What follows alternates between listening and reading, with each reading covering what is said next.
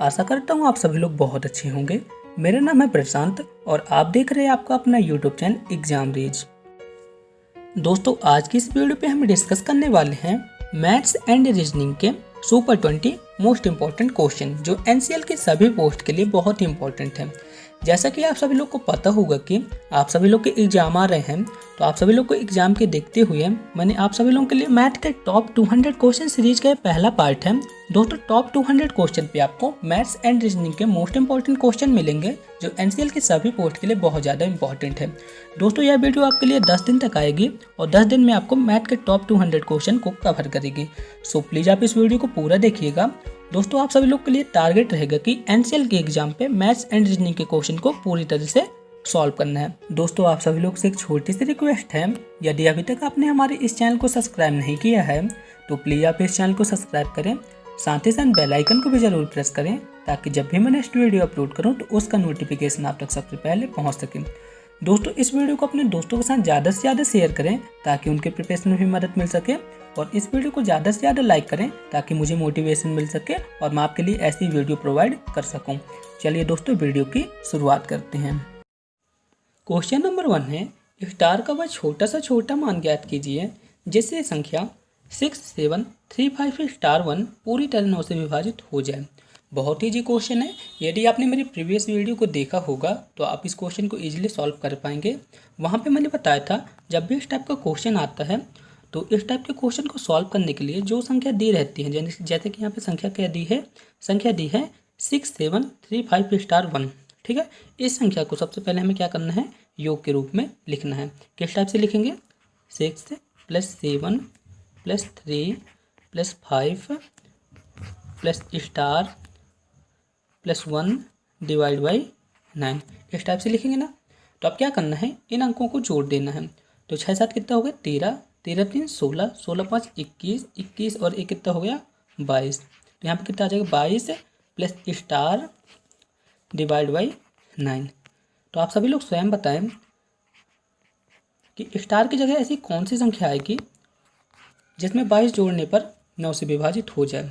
तो आप सभी लोग को क्या करना है, जो विकल्प दिए गए हैं विकल्प पे एक एक करके स्टार की जगह रखना है। तो हम यदि यहाँ पे 22 स्टार की जगह यदि हम 5 रखते हैं तो ये कितना आ जाएगा, 22 + 5 / 9। तो यहाँ पे कितना आ जाएगा, 27 / 9, जो कि पूरी तरह से 9 से विभाजित हो जाती है। तो आपको इसी तरह चेक कर लेना है कौन सा ऑप्शन रहेगा सही। ऑप्शन नंबर ए इसका राइट आंसर रहेगा। आई होप आप सभी लोग इस क्वेश्चन को अच्छी तरह समझ गए होंगे। चलिए नेक्स्ट क्वेश्चन की ओर चलते हैं। नेक्स्ट क्वेश्चन है, एक परीक्षा में उत्तीर्ण होने वाले छात्रों की संख्या अनुत्तीर्ण होने वाले छात्रों की संख्या से चौगुनी है। ठीक है, क्वेश्चन पे बोल रहा है उत्तीर्ण होने वाले छात्रों की संख्या अनुत्तीर्ण होने वाले छात्रों की संख्या से चौगुनी है। तो हम यहाँ पे लिख देते हैं, हमने मान लिया कि उत्तीर्ण होने वाले छात्र कितने हैं, x हैं। तो अनुत्तीर्ण होने वाले छात्र कितने होंगे, 4x होंगे। क्वेश्चन पे यही बोला गया है ना। तो हमने यहाँ पे लिख दिया उत्तीर्ण होने वाले छात्र कितने हैं, x हैं, और अनुत्तीर्ण होने वाले छात्र कितने हैं, 4x हैं। इसके बाद क्वेश्चन पे क्या बोला है, यदि कुल परीक्षार्थी 35 कम होते हैं। तो मेरा सबसे पहले आप सभी लोग से क्वेश्चन है, आप सभी लोग बताएं कुल परीक्षार्थी कितने होंगे। तो कुल परीक्षार्थी होंगे उत्तीर्ण छात्र प्लस अनुत्तीर्ण छात्र, यानी कि इन दोनों का टोटल कितना आ जाएगा, 5x जो है तो कुल परीक्षार्थी होगा। ठीक है, तो क्वेश्चन पे क्या बोला, कुल परीक्षार्थी 35 कम होते हैं। तो यहाँ पे हम लिखेंगे परीक्षार्थियों की संख्या। दोस्तों आप सभी लोग समझ जाइएगा, यहाँ पे जगह कम है इसलिए मैं यहाँ पे शॉर्ट पे लिख रहा हूँ। तो यहाँ पे क्या है, कुल परीक्षार्थी 35 कम होते हैं। तो परीक्षार्थियों की संख्या कितनी आ गई, परीक्षार्थियों की संख्या आ गई 5x - 35। इसके बाद क्या बोला है, 9 अधिक अनुपस्थित होते, 9 अधिक अनुपस्थित होते, यानी कि हमें यहाँ से क्या मिल रहा है, अनुत्तीर्ण छात्रों की संख्या। अनुत्तीर्ण छात्रों की संख्या कितनी होगी आप सभी लोग बताएं। तो अनुत्तीर्ण छात्रों की संख्या रहेगी x + 9। दोस्तों यहाँ पे हमें कुल परीक्षार्थियों की संख्या भी पता है। तो कुल परीक्षार्थियों की संख्या कितनी है, 5x - 35, और अनुत्तीर्ण छात्रों की संख्या कितनी है, यहाँ पे मैंने लिख दिया कुल परीक्षार्थी। आप सभी लोग समझ जाइएगा, कुल परीक्षार्थी कितने हैं, 5x - 35 हैं। इसके बाद अनुत्तीर्ण होने वाले छात्रों की संख्या कितनी है, अनुत्तीर्ण छात्रों की संख्या है, छात्रों की संख्या। तो अनुत्तीर्ण छात्रों की संख्या कितनी है, x+9 है। और हमें क्या ज्ञात करना है यहाँ पे, उत्तीर्ण होने वाले छात्रों की संख्या। तो उत्तीर्ण होने वाले छात्रों की संख्या कितनी आएगी आप सभी लोग बताएं। तो यहाँ पे हमें टोटल परीक्षार्थी पता है और अनुत्तीर्ण छात्र भी पता है। तो हम क्या करते हैं, टोटल परीक्षार्थी में से अनुत्तीर्ण छात्रों को घटा देते हैं। तो यहाँ पे हमें क्या प्राप्त हो जाएगा, उत्तीर्ण छात्रों की संख्या। तो यहाँ पे उत्तीर्ण छात्रों की संख्या कितनी आ जाएगी, 4x - 44। ठीक है, 5x - 35 में से x+9 को घटा दीजिए तो कितना आ जाएगा, 4x - 44। ठीक है, तो हमें यहाँ पे उत्तीर्ण छात्रों की संख्या भी पता चल गई और अनुत्तीर्ण छात्रों की संख्या भी पता चल गई। तो क्वेश्चन पे क्या बोला है, इन दोनों का अनुपात कितना है, 2:1 है। तो हम यहाँ पे लिखते हैं उत्तीर्ण छात्रों की संख्या कितनी थी, 4x - 44 और अनुत्तीर्ण छात्रों की संख्या कितनी थी, x+9 थी और अनुपात कितना है, 2:1। तो यहाँ से बस आप सभी लोग x की वैल्यू को फाइंड कर लीजिए। यहाँ पे x की वैल्यू कितनी आ जाएगी, तो हम यहाँ पे लिखेंगे, तिरिया गुणा कर देते हैं, x - 44 बराबर 2x + 18। आप सभी लोग सॉल्व कर लीजिएगा। तो यहाँ पे कितना आ जाएगा, 2x और यहाँ पे आ जाएगा 62। तो x की वैल्यू कितनी आ जाएगी, x की वैल्यू आ जाएगी 31। यानी कि टोटल परीक्षार्थियों की संख्या कितनी है, 31 है। ऑप्शन नंबर सी इसका राइट आंसर है। नेक्स्ट क्वेश्चन है, 3 खेतों का क्षेत्रफल 165 वर्ग मीटर, 195 वर्ग मीटर है तो 285 वर्ग मीटर है। इसमें बराबर बराबर नाप की फूलों की आयताकार क्यारियाँ बनानी हैं। यदि प्रत्येक क्यारी की चौड़ाई कितनी है, 3 मीटर है, तो प्रत्येक की लंबाई हमें क्या करना है, मीटर में ज्ञात करना है। बहुत ही सिंपल क्वेश्चन है। यहाँ पे हम क्या करते हैं, सबसे पहले एक क्यारी का क्षेत्रफल निकाल लेते हैं और चौड़ाई तो हमें यहाँ पे दी ही है। तो हम यहाँ पे लिखते हैं एक क्यारी का क्षेत्रफल। तो आप सभी लोग सोच रहे होंगे कि यहाँ पे क्यारी का क्षेत्रफल तो दिया ही नहीं है, तो कैसे ज्ञात करेंगे। तो मैं आपको बता दूं, यहाँ पे 3 खेत हैं जिनके क्षेत्रफल कितने हैं, 165 हैं, 195 हैं और 285 हैं। अब क्या करते हैं, इन तीनों का महत्तम समवर्तक ज्ञात कर लेते हैं। तो इन तीनों का महत्तम समवर्तक कितना आ जाएगा, इन तीनों का महत्तम समवर्तक जो है तो 15 आएगा। तो हमें यहाँ पे क्या प्राप्त होगा, एक क्यारी का क्षेत्रफल कितना आ गया, 15 वर्ग मीटर। तो हम यहाँ पे लिखेंगे एक क्यारी का क्षेत्रफल, एक क्यारी का क्षेत्रफल कितना आ गया, 15 वर्ग मीटर। इतना आप सभी लोग समझ गए होंगे। और इसके बाद यहाँ पे चौड़ाई कितनी दी है, चौड़ाई दी है 3 मीटर। तो यहाँ पे हम इजीली लंबाई को ज्ञात कर सकते हैं। तो हम यहाँ पे लिखेंगे क्यारी की लंबाई। तो क्यारी की लंबाई कितनी होगी, यहाँ पे हम लिखेंगे क्षेत्रफल बटे चौड़ाई। आप सभी लोग अच्छे से लिख सकते हैं। यहाँ पे लिखेंगे क्यारी का क्षेत्रफल और यहाँ पे हम लिखेंगे क्यारी की चौड़ाई। तो क्षेत्रफल कितना था, 15 था और चौड़ाई कितनी है, 3 है। तो 15 में 3 का भाग देंगे तो कितना आ जाएगा, 5 आ जाएगा। कौन से ऑप्शन पे दिया है, ऑप्शन नंबर ए इसका राइट आंसर रहेगा। ठीक है, यानी कि प्रत्येक क्यारी की लंबाई कितनी है, 5 मीटर है। ऑप्शन नंबर ए इसका राइट आंसर रहा। नेक्स्ट क्वेश्चन है, इस क्वेश्चन पे बोला गया है कि 10 की पावर 3x बराबर कितना है, 125 है। तो हमें ज्ञात करना है 10 की पावर -2x कितना होगा। तो हम यहाँ पे लिखते हैं 10 की पावर -2x कितना होगा, हमें पता नहीं है। तो हमें कैसे ज्ञात करेंगे कि कितना आएगा। तो यहाँ पे हमें दिया गया है कि 10 की पावर 3x बराबर 125। तो हम इसे कैसे लिख सकते हैं, हम इसे कुछ इस टाइप से लिख सकते हैं, x 10 की पावर x की पावर 3 और हमें इसे कैसे लिख सकते हैं, 5 की पावर क्यूब। तो यहाँ कितना आ जाएगा, यहाँ पे आ जाएगा 10 की पावर x और यहाँ पे कितना आ जाएगा 3 और यहाँ पे आ जाएगा 5 की पावर 3। तो पावर कट जाएंगे तो यहाँ पे कितना आ जाएगा, 10x बराबर 5। तो हमें यहाँ पे 10x की वैल्यू कितनी प्राप्त हो गई, 10x की वैल्यू हमें यहाँ पे प्राप्त होगी कितनी है, 5 है। और हमें क्या ज्ञात करना है, 10 की पावर -2x। तो हम यहाँ पे लिखेंगे 10 की पावर -2x और 10 की पावर -2x को किस टाइप से लिख सकते हैं, कुछ इस टाइप से लिख सकते हैं, 10 की पावर 2x। आप सभी लोग जानते भी होंगे, इस टाइप से लिख सकते हैं। तो यहाँ पे हम फिर से एक बार व्यवस्थित करेंगे तो कितना आ जाएगा, 10x और यहाँ पे 2 आ जाएगा। यहाँ पे 10 लिखा है, आप सभी लोग समझ जाइएगा। तो 10x की वैल्यू यहाँ पे कितना दी है, 10x यहाँ पे वैल्यू दी है 5 दी है और यहाँ पे पावर भी लगी है। तो यहाँ पे कितना आ जाएगा, 1/25। 5 का स्क्वायर कितना होता है, 25 होता है। कौन से ऑप्शन पे दिया है, ऑप्शन नंबर ए इसका राइट आंसर रहेगा। आई होप आप सभी लोग समझ गए होंगे। जैसा कि दोस्तों आप सभी लोग को पता चल ही गया होगा कि आप सभी लोगों के जो एग्ज़ाम हैं 26 नवंबर तक कंडक्ट हो जाएंगे। तो दोस्तों आप सभी लोगों की तैयारी को बेहतर करने के लिए मैंने आप सभी लोगों के लिए 10 मॉक टेस्ट तैयार किए हैं। यदि आपने उससे रिलेटेड वीडियो को नहीं देखी है तो प्लीज़ आप उस वीडियो को देखें। यहाँ पे एक आई टैप आ रहा होगा, आप वहाँ पे क्लिक करके देख सकते हैं। नेक्स्ट क्वेश्चन है, एक माली 17,956 पौधे इस प्रकार लगाता है कि प्रत्येक पंक्ति में उतने ही पौधे हैं जितनी पंक्तियां हैं, तो एक पंक्ति में कुल कितने पौधे हैं आप बताइए। बहुत ही सिंपल क्वेश्चन है और काफ़ी बार पूछा गया है। तो जब भी इस टाइप का क्वेश्चन आता है तो कैसे सॉल्व करते हैं ध्यान से देखिएगा। तो बहुत ही सिंपल है, हमें क्या करते हैं एक पंक्ति में कुल कितने पौधे हमें ज्ञात करना है। तो हम क्या करते हैं सिंपल वे पे इसका वर्गमूल ज्ञात कर लेते हैं। तो यहाँ पे हम लिखेंगे एक पंक्ति में पौधों की संख्या।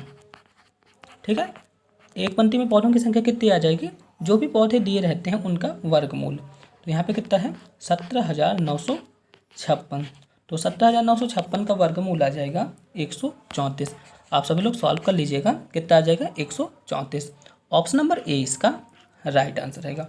बहुत ही सिंपल क्वेश्चन है और काफ़ी बार पूछा गया क्वेश्चन है। तो इस टाइप से इसे सॉल्व करते हैं। ऑप्शन नंबर ए इसका राइट आंसर रहा। नेक्स्ट क्वेश्चन है, एक क्रिकेट में पहले 10 ओवर में रन रेट कितना था 3.2 था। 282 रन के लक्ष्य को पूरा करने के लिए 40 ओवर में रन रेट क्या होना चाहिए। दोस्तों इस टाइम पे आप सभी लोग मैच देखते ही होंगे, तो आप सभी लोग इस क्वेश्चन को सॉल्व करने की कोशिश करिए, बहुत ही सिंपल है। तो चलिए एक बार इस क्वेश्चन को देख लेते हैं। तो क्वेश्चन पे क्या बोला गया है कि 10 ओवर में रन रेट कितना था 3.2 था। तो हम यहाँ पे लिखेंगे 10 ओवर में रनों की संख्या, यानी कि 10 ओवर में कितने रन बने। तो हम यहाँ पे लिखेंगे 10 ओवर में कुल रनों की संख्या। तो 10 ओवर में कुल कितने रन बनेंगे 10 × 3.2। तो 10 ओवर में कुल कितने रन बनेंगे 32, यानी कि 32 रन बनेंगे। यहाँ पे ओवर लिखा हुआ आप सभी लोग समझ जाइएगा। 10 ओवर में रनों की संख्या कितनी आ गई 32। और इसके बाद क्वेश्चन पे क्या बोला है, शेष 40 ओवर में रन रेट क्या होना चाहिए। तो हम यहाँ पे लिखेंगे 40 ओवर में बनाए जाने वाले रनों की संख्या।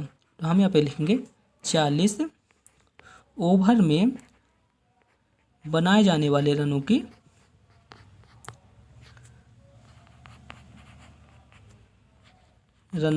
संख्या। हमने यहाँ पे लिख दिया 40 ओवर में बनाए जाने वाले रनों की संख्या। तो टारगेट कितना है 282 का। ठीक है, 10 ओवर तक कितने रन बने थे 32। तो यहाँ पे कितना आ जाएगा 282 में से 32 को घटा देंगे तो कितना आ जाएगा 250। यानी कि अगले 24 ओवर में बनाए जाने वाले रनों की संख्या कितनी आ गई 250 आ गई। और हमें क्या ज्ञात करना है रन रेट को ज्ञात करना है। तो हमें पता हो गया कि अगले 40 ओवर में कितने रन बनाना चाहिए 250 रन बनाना चाहिए। तो हम यहाँ पे लिखेंगे 40 ओवर में रन रेट होगा। तो 40 ओवर में कितना रन रेट होगा 250 में क्या करते हैं 40 का भाग दे देते हैं। तो यहाँ पे कितना आ जाएगा 6.25, यानी कि 250 में 40 का भाग दे देंगे तो कितना आ गया 6.25। कौन से ऑप्शन पे दिया है ऑप्शन नंबर ए इसका राइट आंसर रहेगा। आई होप आप सभी लोग इस क्वेश्चन को समझ गए होंगे। फिर भी यदि आपको किसी तरह का डाउट है तो आप हमें कमेंट बॉक्स में कमेंट कर सकते हैं। चलिए तो फिर नेक्स्ट क्वेश्चन की ओर चलते हैं। नेक्स्ट क्वेश्चन है, एक व्यक्ति तथा उसके पुत्र की आयु का योग कितना है 45 वर्ष है। 5 वर्ष पूर्व उनकी आयु का गुणनफल उस व्यक्ति की आयु का 4 गुना था। उस व्यक्ति व पुत्र की आयु ज्ञात कीजिए। बहुत ही सिंपल क्वेश्चन है और इस टाइप के क्वेश्चन को कैसे सॉल्व करेंगे, बस क्वेश्चन पे क्या करना है जो भी जितने गुना दिए रहता है बस उसे लेकर चलना है और विकल्पों से खेलना है। तो हम यहाँ पे क्या बोल रहे हैं उस व्यक्ति की आयु का 4 गुना था। तो आप सभी लोग विकल्प में ढूंढिए ऐसा कौन सा विकल्प है जिसकी पहली वाली संख्या 4 गुने लिखी हुई है। जैसे हम यहाँ पे ऑप्शन नंबर 2 को देखते हैं तो 7 का 4 गुना कितना होगा 28 होगा, तो ये पूरी तरह से फिट नहीं बैठ रहा है। 12 का 4 गुना कितना होगा 48 होगा, ये भी फिट नहीं बैठ रहा। और यहाँ पे 5 का 4 गुना कितना होगा 20 होगा, ये भी पूरी तरह से संतुष्ट नहीं करता है। और 9 का 4 गुना कितना होगा 36 होगा और दोनों का योग भी कितना है 45 है। तो ऑप्शन नंबर ए इसका राइट आंसर रहेगा। बस अपने को इसी टाइप के क्वेश्चन को इस टाइप से सॉल्व करना है। आप सभी लोग ध्यान से समझ लीजिएगा। चलिए नेक्स्ट क्वेश्चन की ओर चलते हैं। नेक्स्ट क्वेश्चन है, एक परीक्षा में उत्तीर्ण होने के लिए 36% अंक प्राप्त करने थे। उसने 24% अंक प्राप्त किए और 9 अंकों से अनुत्तीर्ण रहा, तो हमें पूर्णांक ज्ञात करना है। बहुत ही सिंपल क्वेश्चन है। चलिए इस क्वेश्चन को सॉल्व करते हैं। तो सबसे पहले हमने मान लिया कि पूर्णांक कितना है। हमने मान लिया कि पूर्णांक जो है तो x है। क्या मान लिया? हमने मान लिया कि पूर्णांक x है। अब इसके बाद क्या बोलना है, परीक्षा में उत्तीर्ण होने के लिए कितने प्रतिशत अंक चाहिए? 36% अंक चाहिए। लेकिन उसने कितने प्राप्त किए? 24% अंक प्राप्त किए और 9 अंकों से अनुत्तीर्ण रहा। तो हम यहाँ पे लिख देते हैं x का 36% बराबर x का 24% प्लस 9। ठीक है, जैसे क्वेश्चन पे बोला है हमने सिर्फ वैसे ही लिखा है। क्वेश्चन पे बोला गया था कि उत्तीर्ण होने के लिए 36% अंक चाहिए थे और उसने कितने प्राप्त किए? 24% अंक प्राप्त किए और 9 अंकों से अनुत्तीर्ण रहा। तो हमने वैसे ही लिख दिया। अब क्या करते हैं, हम यहाँ पे लिखेंगे कि x इंटू 36/100 और यहाँ पे लिखेंगे x इंटू 24/100 प्लस 9। तो यहाँ पे कितना आ जाएगा? यहाँ पे आ जाएगा 36x और यहाँ पे कितना आ जाएगा? यहाँ पे आ जाएगा 24/100 और यहाँ पे कितना आ जाएगा? x आ जाएगा और यहाँ पे 9 तो रहेगा ही। अब क्या करते हैं, 36x में से 24x को घटा देते हैं। तो यहाँ पे आ जाएगा 36x/100 माइनस 24x/100 और यहाँ पे कितना है? 9 तो यहाँ पे रहेगा ही। तो अब क्या करेंगे, तो यहाँ पे कितना आ जाएगा? 36 में से 24 को घटाएंगे तो कितना आएगा? तो यहाँ पे इन दोनों का एलसीएम कितना आ जाएगा? 100 आ जाएगा। और यहाँ पे हम लिखेंगे 36x माइनस 24x और यहाँ पे 9 तो रहेगा ही। तो यहाँ पे कितना आएगा? 36 में से 24 गए तो 12। तो यहाँ पे लिखेंगे 12x/100 और यहाँ पे 9 तो है ही। तो यहाँ पे आ गया 12x बराबर 900 और यहाँ पे कितना आ जाएगा? 900/12। तो 900 में जब हम 12 का भाग देंगे तो कितना आ जाएगा? 75 आ जाएगा। कौन से ऑप्शन पे दिया है? ऑप्शन नंबर ए इसका राइट आंसर रहेगा। यानी कि पूर्णांक जो है तो कितने का है? 75 नंबर का है। ऑप्शन नंबर ए इसका राइट आंसर है। चलिए तो फिर नेक्स्ट क्वेश्चन की ओर चलते हैं। नेक्स्ट क्वेश्चन है, एक पेड़ की ऊंचाई में प्रतिवर्ष 1/8 मीटर की वृद्धि होती है। यदि इस पेड़ की ऊंचाई 8 मीटर है तो 2 वर्ष बाद इस पेड़ की ऊंचाई कितनी होगी? बहुत ही सिंपल क्वेश्चन है। चलिए इस क्वेश्चन को सॉल्व करते हैं। तो यहाँ पे 2 वर्ष बाद की पूछा है, तो सबसे पहले हम यहाँ लिखेंगे 1 वर्ष बाद पेड़ की ऊंचाई। तो 1 वर्ष बाद पेड़ की ऊंचाई कितनी होगी आप सभी लोग बताएं। तो बहुत ही सिंपल है, 1 वर्ष बाद पेड़ की ऊंचाई होगी, वर्तमान में कितने? 8 मीटर है और प्रत्येक वर्ष कितनी वृद्धि होती है? 1/8 की। तो हम यहाँ पे लिखेंगे 1/8। ठीक है, तो यहाँ पे कितना आ जाएगा? 8 से 8 तो कट जाएगा। तो यहाँ पे लिखेंगे 8 + 1 बराबर 9। यानी कि 1 वर्ष बाद पेड़ की ऊंचाई कितनी होगी? 9 मीटर होगी।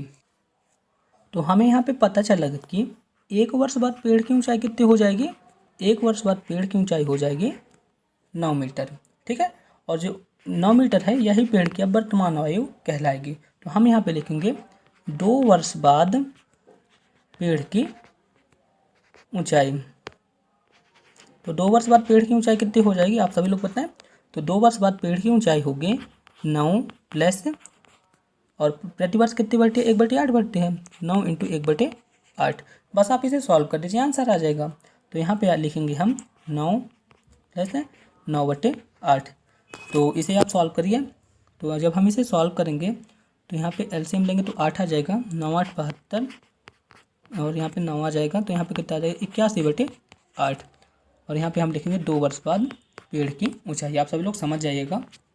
तो 81 में जब हम 8 का भाग देंगे तो कितना आ जाएगा?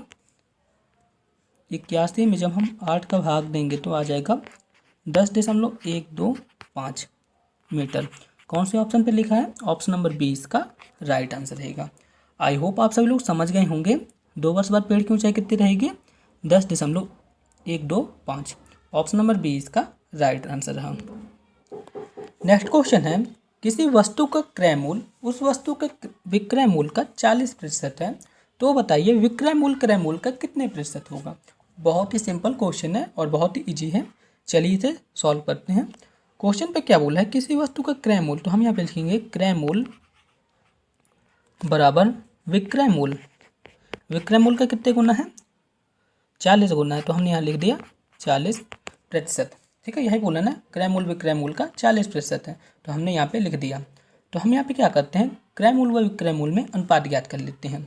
तो क्रय मूल्य व विक्रय मूल्य में कितने का अनुपात आ जाएगा 40/100 का, 40% यानी 40/100 का। तो 0 0 कट गए, तो यहाँ पे कितना आ जाएगा 2/5, यानी कि क्रय मूल्य व विक्रय मूल्य में कितने का अनुपात है 2/5 का। तो हम यहाँ पे क्या लिखेंगे व्यवस्थित करके, विक्रय मूल्य बराबर 5/2 और यहाँ पे हम लिखेंगे क्रय मूल्य। ठीक है, 5/2 इंटू क्रय मूल्य। क्वेश्चन पे क्या बोला है विक्रय मूल्य क्रय मूल्य का कितने प्रतिशत होगा। तो बहुत ही सिंपल वे पे हम मान लेते हैं कि क्रय मूल्य जो है तो क्रय मूल्य क्या है 100 है। हमने मान लिया कि क्रय मूल्य जो है तो 100 है, हमें प्रतिशत ज्ञात करना है। तो अब क्या करते हैं क्रय मूल्य की जगह 100 लिख देते हैं। तो यहाँ पे हम लिखेंगे विक्रय मूल्य बराबर 5/2 और यहाँ पे हम लिख दिया 100। तो यहाँ पे कितना आ जाएगा 2 एकम 2 और यहाँ कितना आ जाएगा 100 में जब हम 2 का भाग देंगे तो कितना आ जाएगा 50। अब 50 में 5 का गुणा करेंगे तो कितना आ जाएगा 50 में 5 का गुणा कराएंगे तो 250 आ जाएगा। और यहाँ पे प्रतिशत बोला है तो यहाँ पे हमने प्रतिशत लगा दिया।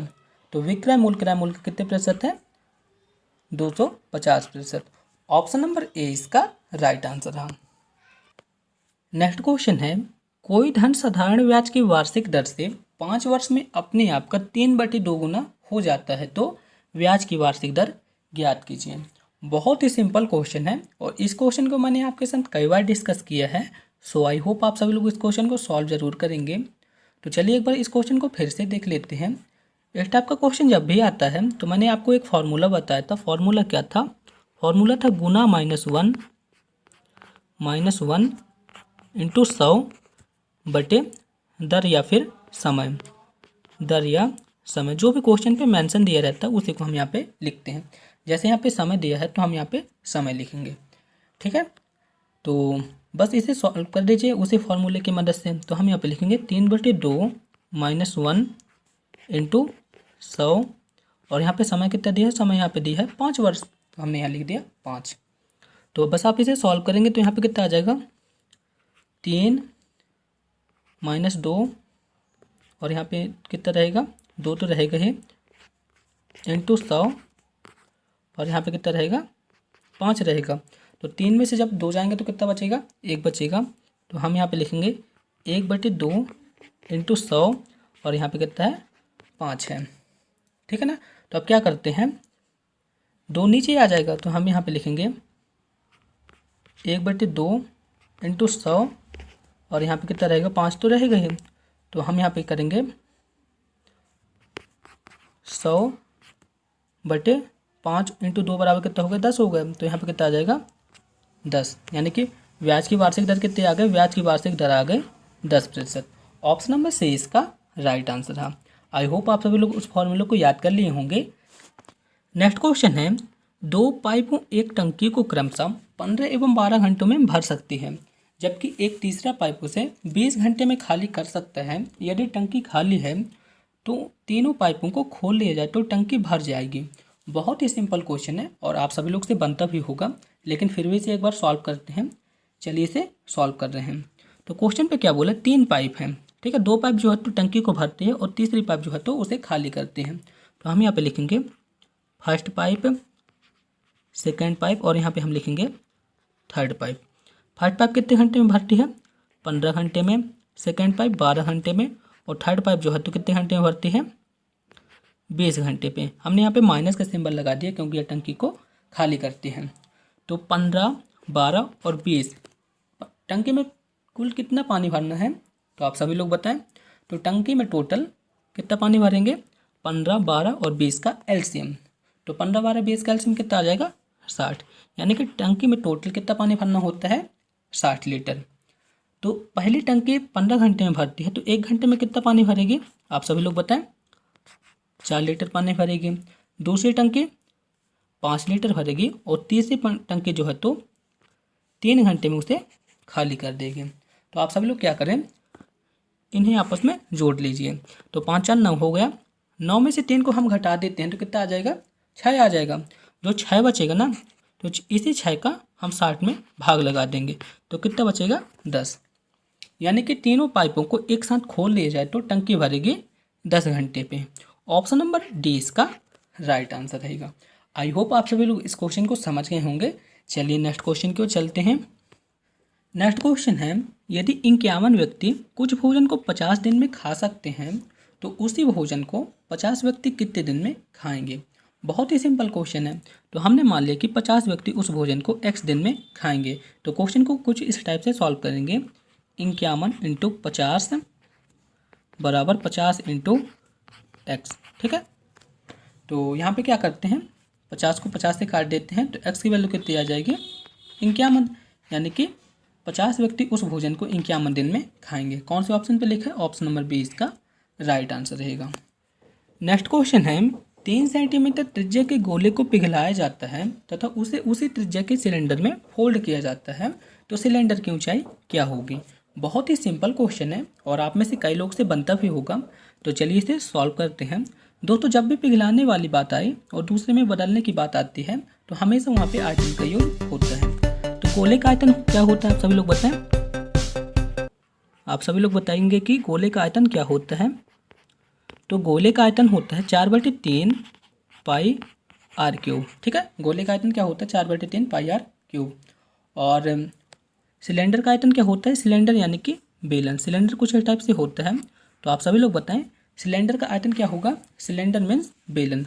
तो सिलेंडर का आयतन हम यहाँ पे लिखेंगे सिलेंडर का आयतन, तो सिलेंडर का आयतन होगा पाई आर स्क्वायर एच, ठीक है। सिलेंडर का आयतन क्या होगा पाई आर स्क्वायर एच। अब हम क्या करते हैं, दोनों की आयतन को एक दूसरे के बराबर रखते हैं।